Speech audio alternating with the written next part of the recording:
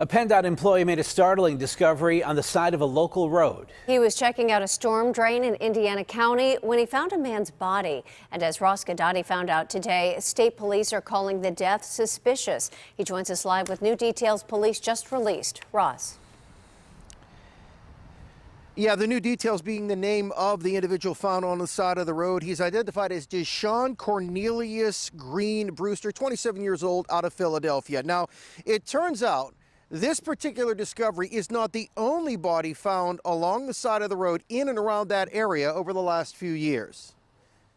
State police say a PennDOT employee was checking into storm drains along Mulligan Hill Road and made the disturbing discovery. The body of a white man discovered in a grassy area off the Indiana County back road.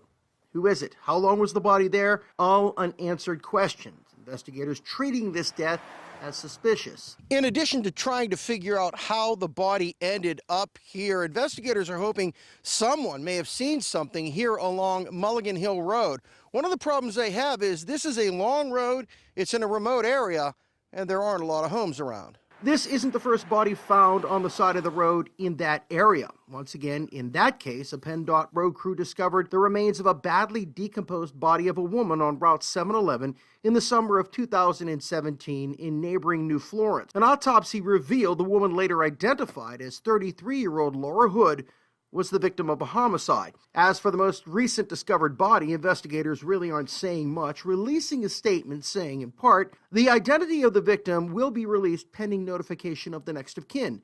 Evidence on the scene shows that the death is suspicious in nature, but to preserve the integrity of the investigation, police have not released many details at this time.